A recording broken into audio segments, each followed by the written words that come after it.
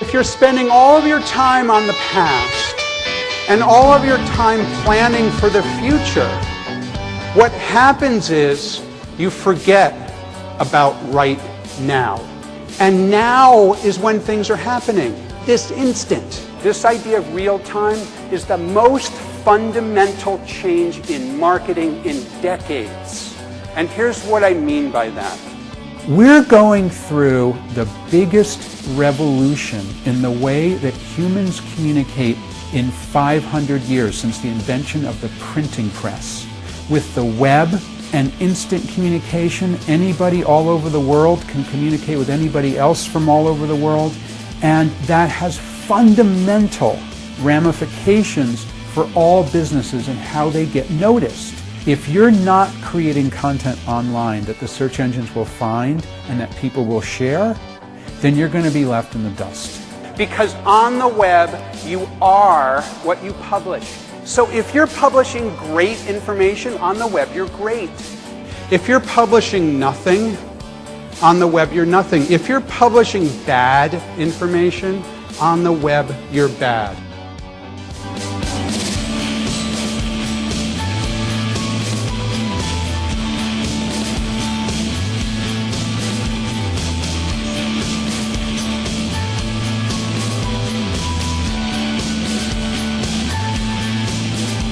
The worst kind of speech that I see is when people make love to their PowerPoint slides. They have a whole bunch of words on their PowerPoint slides, and they push the button and they read the words on the PowerPoint slide, and they push the button and they read the words on the PowerPoint slide, and the audience is like, oh my God, I mean, what is this going on here? And it just doesn't work.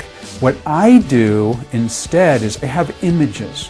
I have pictures, I have photographs, I have screenshots, I show some videos occasionally in my presentations as well, and it's all to reinforce what I'm saying. If you have a piece of information ahead of people, even if it's 2 or 3 seconds ahead of people, you can trade on that information like this guy right here.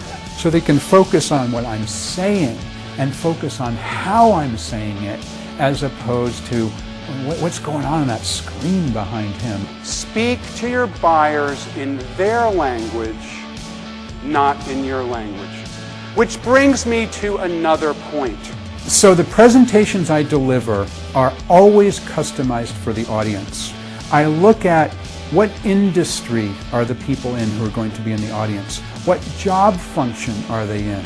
Are we in a particular country or a particular geographic area?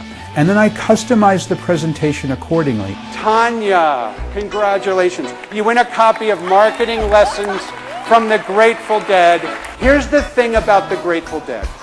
They allowed their fans to record their concerts.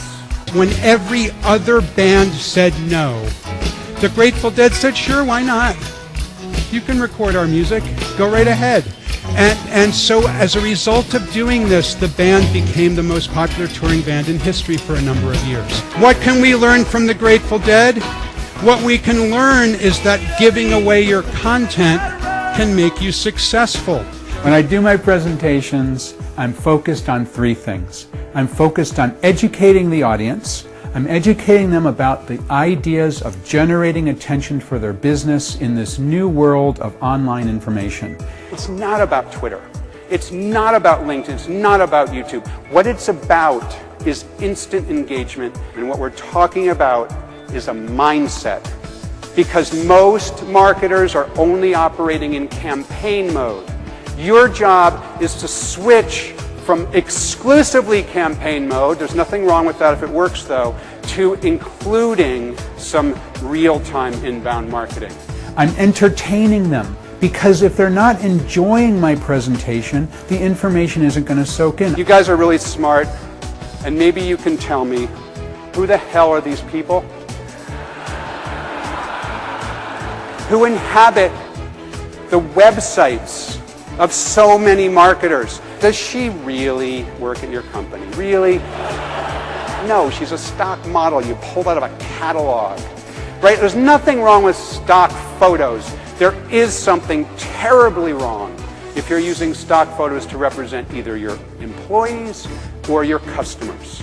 And the third thing is I want to motivate people to take action after they leave the presentation. What good is it if they sit there, they laugh a little bit, and they learn something and they don't take advantage of it? So let's put this all together. I've got 4 action items that you can think about as you go forward back to your stores and back to your businesses on Monday, and how you can implement some of these ideas. And then when you have the content created, sharing it through networks like LinkedIn is the way to success.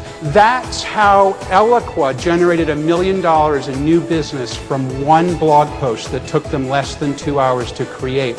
One of the coolest things that I do is I have opportunities to meet and to interview really, really interesting people. Did you check out Cindy's inbound marketing? Right? I know I certainly did. How do you think of what's next for my fans? How do I build products? So the fact that I can speak with these interesting people around the world, CEOs of companies, rock stars, even heads of state, allows me to gather information about how organizations all over the world are generating attention for their businesses. I can take that information and make it a part of my speeches. First, sounds terrible, but I stopped listening to the record company. No more outbound marketing. Before the conference even starts, I'm going to promote your event on my social media, on my Twitter, on my Facebook, on my site as appropriate.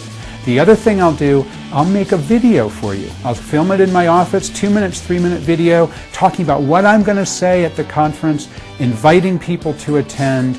What we're going to be talking about in the masterclass is about how you can reach your buyers directly using online communications. So I'm looking forward to seeing you at my New Rules of Marketing and PR Masterclass in Cairo on January 15th. See you there. You can use that video to promote the event on the conference website.